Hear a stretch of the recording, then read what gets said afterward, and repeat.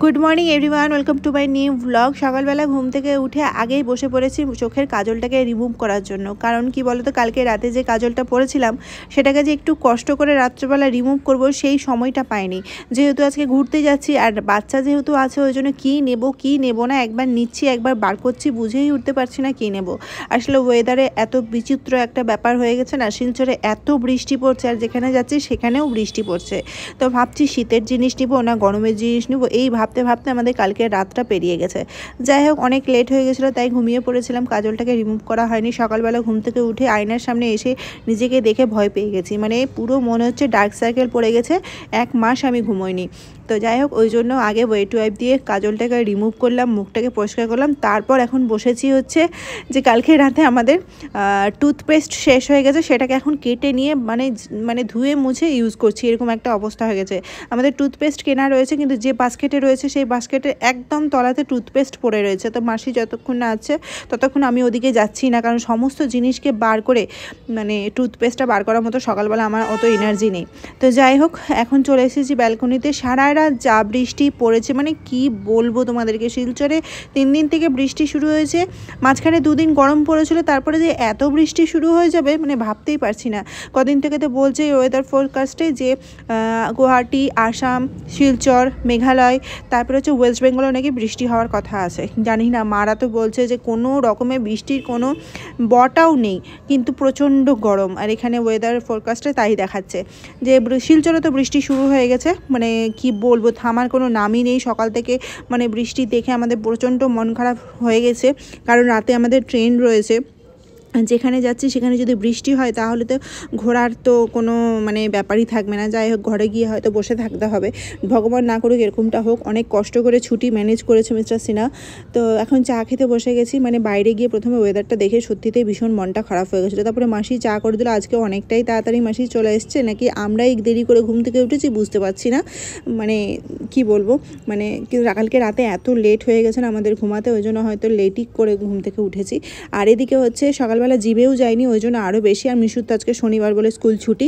আর এখানে দেখো, কালকে রাতে টেট্রা প্যাকেট দুধ আনতে বলেছিলাম, ছোট্ট ছোট্টগুলো যেগুলো একবার খুলে পরে শেষ হয়ে যায়, সেগুলো মনে হয় কত ml থাকে আমার মনে নেই, কিন্তু এইটা হচ্ছে মিডিয়াম সাইজটা, আমরা 1 লিটারেরটা ইউজ করি। মিস্টার সিনহাকে বলেছিলাম যে ছোট একদম যে প্যাকেটটা রয়েছে সেটা আনতে, কিন্তু উনি ভুলে গেছেন, সাথে মুড়িও নিয়ে এসেছেন। তো আজকে রাতে গিয়ে আবার নিয়ে আসবে প্যাকেটটা, মানে টেট্রা প্যাকেট দুধটা। আর এখানে সকালবেলা রান্নাবান্না শুরু হয়ে গেছিলো, মানে সকালবেলা খেয়ে যাবে, তো সেই জন্য ফেনা ভাত তার সাথে ডিম সিদ্ধ পাঁপড় ভাজা করা হয়েছিল। মিস্টার সিনহাই শুধু খেয়ে যাবে। তো আজকে তো শেষ অফিস, জানি না অফিস থেকে কি খবর নিয়ে আসবে, আদৌ ছুটি পাবে কি পাবে না সেটা আজকে ফাইনালি বলতে পারবে। সেটা নিয়ে আমরা টেবিলে বসে একটু আলোচনা করছিলাম।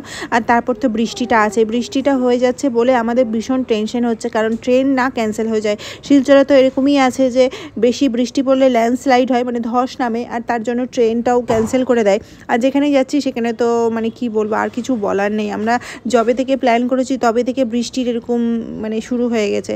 আর মিস্টার সিনহা বলছে মানে এখানকার যেরকম ওয়েদার, জুলাই মাস থেকে মোটামুটি বৃষ্টিটা শুরু হয়ে যায়, মানে বর্ষাকাল শুরু হয়ে যায়। আর আমাদের ওয়েস্ট বেঙ্গলে তো বর্ষাকালেও বৃষ্টি হয় না, তো কি বলবো আর। যাই হোক, এখানে এসে যা বৃষ্টি আমার মানে মনোবাসনা ছিল, মানে জীবনে যা বৃষ্টির অভাব ছিল, সেই শিলচরে এসে আমার বৃষ্টির পুরো মানে কোটাটা পূর্ণ হয়ে গেছে বলতে পারো। বৃষ্টি আমি ভীষণই ভালোবাসি, কিন্তু এরকম বৃষ্টি না, মানে টানা 3-4 দিন 5 দিন ধরে সারাক্ষণ বৃষ্টিই পড়ে যাবে, কত মানুষের কত সমস্যাই হচ্ছে, মানে যারা বিশেষ করে বাইরে বেরোয়। তো যাকে অত মানে ভাবতে গেলে ভীষণ মাথা খারাপ হয়ে যাবে। আর এখানে হচ্ছে ব্যাপারটা, সকালবেলা তো মিশু ঘুম থেকে ওঠেনি, কারণ ওকে ঘুম থেকে উঠায়ও নি।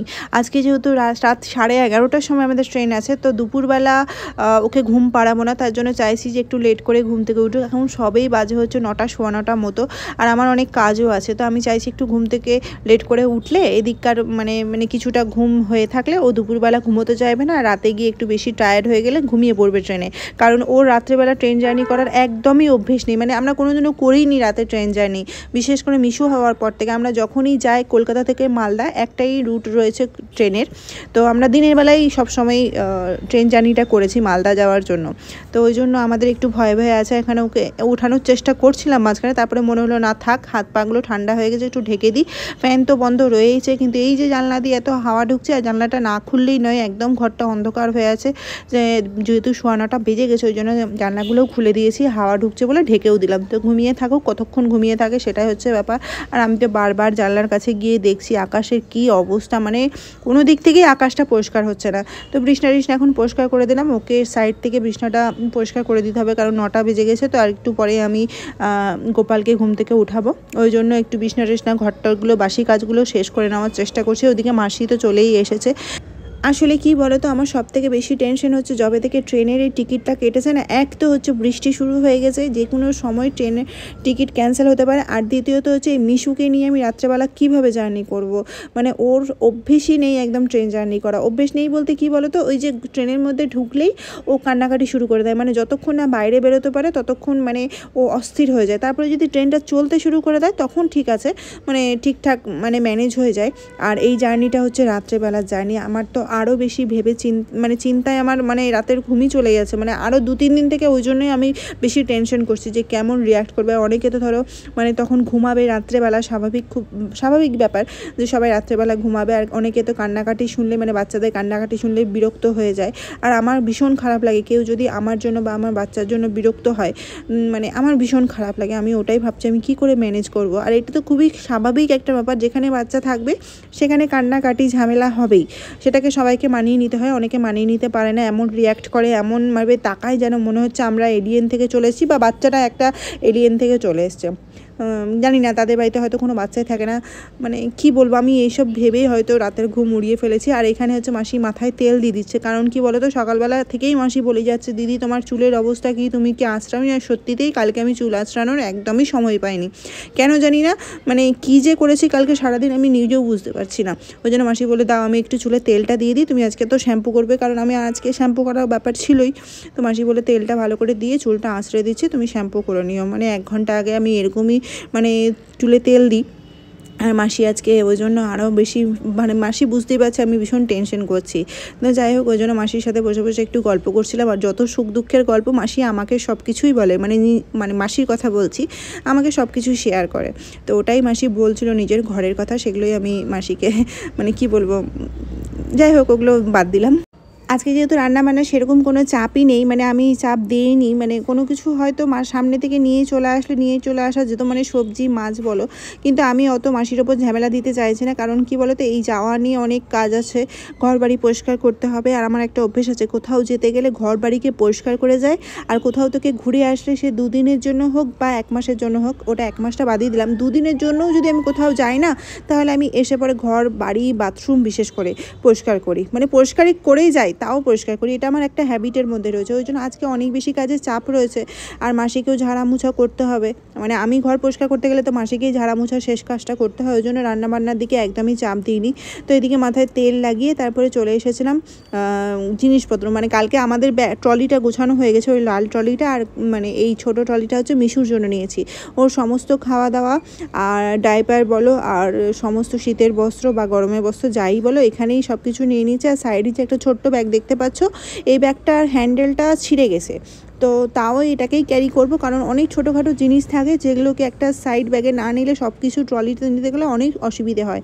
অনেক সময় ট্রলি খুলতে না লোকের সামনে খারাপ লাগে, আর সবসময় ট্রলি খোলাটাও সম্ভব না। 2টো ট্রলি হচ্ছে, তো এই ছোট্ট একটা ব্যাগের মধ্যে যেটা আমাদের মানে খাওয়া দাওয়া বলো, মানে ট্রেনে যাবে যে গাড়িতে যাবে যে সমস্ত খাওয়া দাওয়াটা এই ব্যাগের মধ্যে নেব। তো সমস্ত জিনিসগুলোকে একবার চেক আপ করে নিচ্ছি, মানে কী যে করছি আমি বুঝতে পারছি না, টেনশন নিয়ে নিচ্ছি। যেহেতু মানে ওয়েদারটা একদম কমপ্লিকেটেড হয়ে আছে, ওই জন্য আরও বেশি আমাকে ভাবতে হচ্ছে। এখানে দেখো একটা টুপিও নিয়েছি, মানে 2 সেট, উইন্টারে একটা সেট নিয়েছি, মানে। আর এদিকে দেখো মিশু কিন্তু ঘুম থেকে উঠে পড়েছে, ওকে ফ্রেশ করিয়ে খাইয়েও দিয়েছি। আজ যেহেতু মিশুকে হালকা পাতলাই খাওয়াবো, মানে কালকে থেকে ওকে হালকা পাতলাই খাওয়াচ্ছি। আর আমরা যা খাই মিশু তো তাই খাই, কালকে আলু ভাজা ডাল ভাত হয়েছিল সেটাই ও খেয়েছিল, আর আজকেও তাই হচ্ছে। কিন্তু মানে আলু ভাজা ডাল ভাত খাওয়ালেও ওকে পাশে ডিম দিতে হবে বা মাছ দিতে হবে, তো মাছ তো এখন আনা নেই, ডিমটাই করে দিচ্ছি। তো ছেলেটাও আমাকে হাতে হাতে হেল্প করে দিচ্ছে, যা যা এনে দিতে বলছি সমস্তটাই এনে দিচ্ছে। আর এই হচ্ছে ব্যাপার। এখানে মাসি দাঁড়িয়ে দাঁড়িয়ে গল্প করছিল কি করব না করব। আমি মাসিকে দেখিয়ে দিচ্ছিলাম, দেখো এই জিনিস নিচ্ছি, মাসির যদি কিছু বলতে পারে, মানে এই হচ্ছে ব্যাপার। একা সংসারে যা হয়, মানে যারা একা সংসার থাকে তারাই জানে যে কত সমস্যা, কত ঝামেলা।